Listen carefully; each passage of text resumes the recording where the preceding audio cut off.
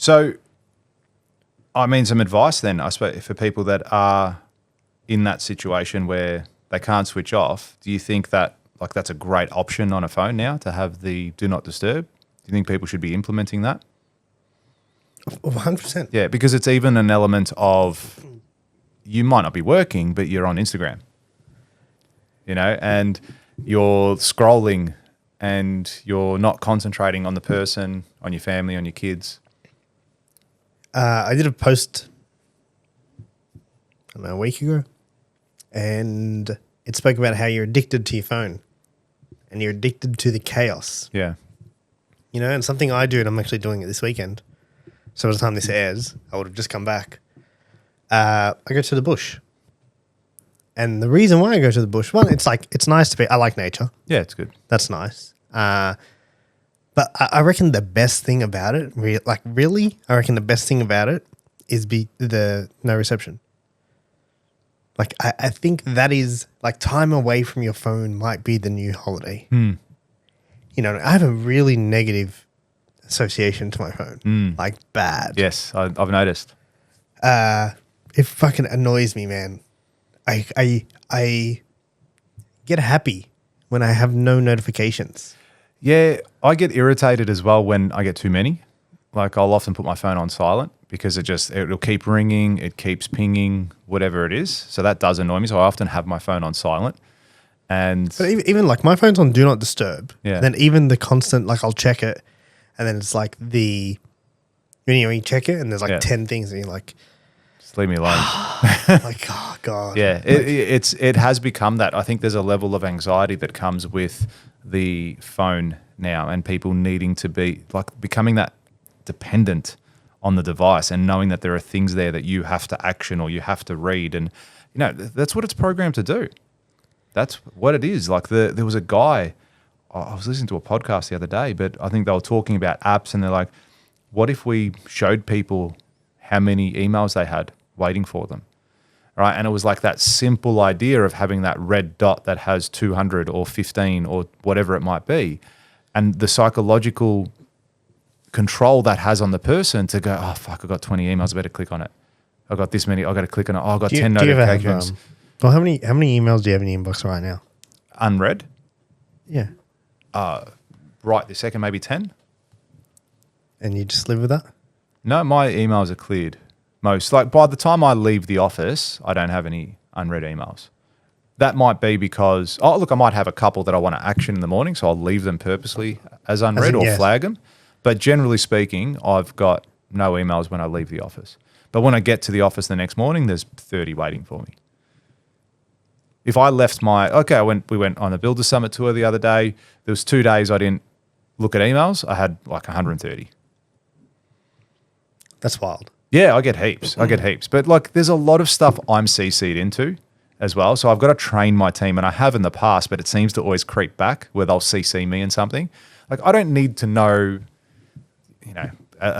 okay, yes, send me an invoice for $50. Like I don't need to know that shit. But they still tend to CC me in on it. I think it's more of a habit than anything else.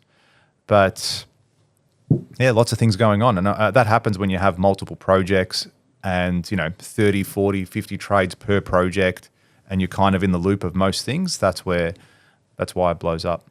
And I unsubscribe from most things. Like I get stuff in, and I've got and I've got a very high junk email filter, like the highest setting possible. See, I'm so keen on inbox 0 that my junk inbox is 0. No, it's 0 too. But in the morning, I'll get there and they'll say like 10 junk emails, and then I'll look at them and make sure, because I get a lot of spam for some reason. I don't know if you do. Maybe you need to fix my website to do that. Coming through your website? I don't give my emails out, so I don't know how it works. Is your email displayed on your website? No, but it's an alias. Oh, okay. Yeah. Are they sending it to that? I'm assuming, yeah, there might be some of those. Yeah, okay. Yeah. So anyway, regardless, so I get lots of junk there, and they'll quickly filter through it, as in just look at the topics and see if it's junk, and then I just empty it. But sometimes some go through to the keeper. So I'll add them to the safe list, and then I get some go into my inbox, I block them straight away. So I've got a pretty good aspect in that, and I've created rules now for some of the other emails, which is good. So helps control stuff. You going to the States? Will you check your emails while you're there? Yeah, so I said to my wife, I could actually go away and not take my computer. I'm going to. But I reckon I could go away on this trip and not take my computer. Oh, you're going to take your computer? Without a doubt. Why? I'm going to. Because there'll be an opportunity where they'll be sleeping, I'll come up. Or they'll be doing something, I can do some work. Or if I need to. If I need to check in and do something, it's there. So I will take it. And this probably comes back to, I was going to ask you a question, like, can you ever really switch off as a business owner? Like, fully ever switch off? Like, even when you went on holidays.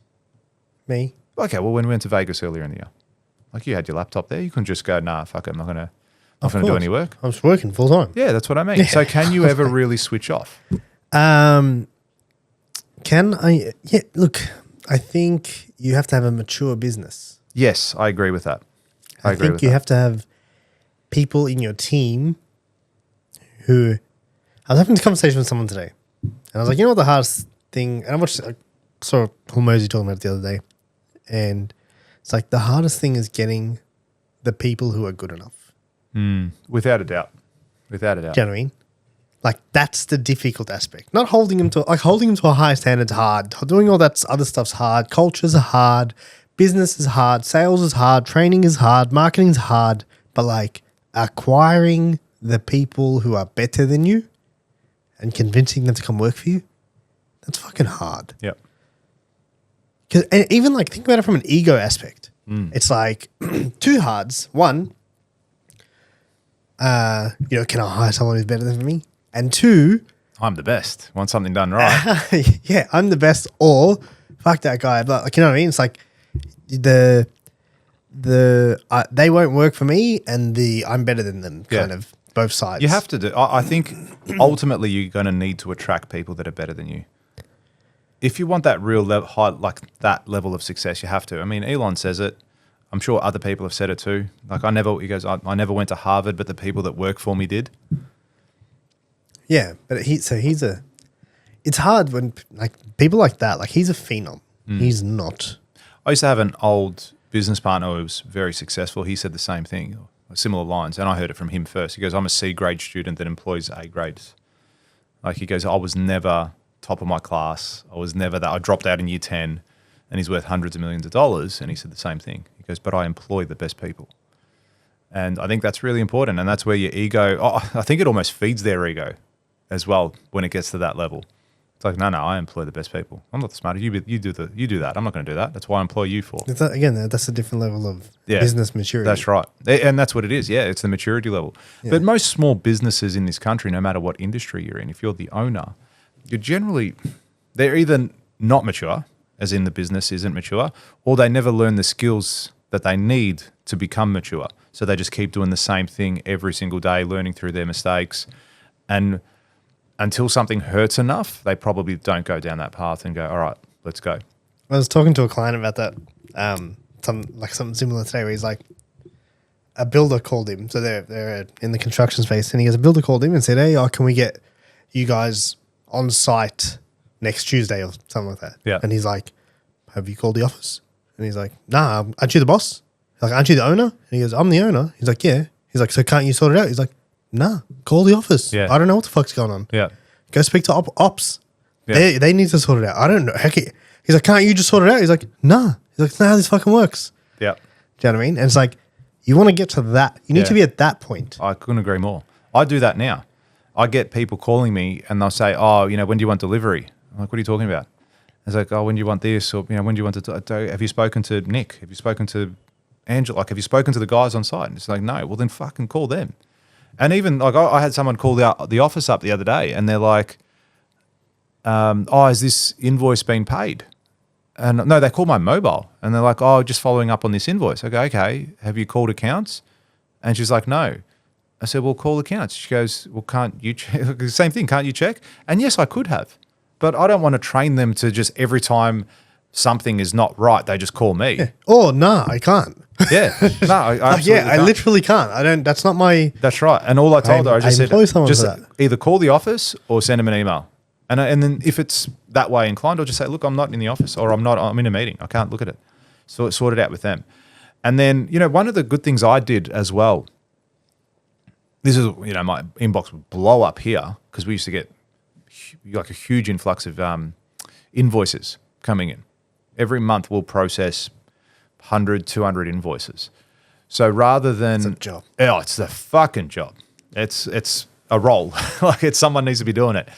And I've set up an account. Real quick side note. Yeah. Do you have to process those manually or do you do like an ABA?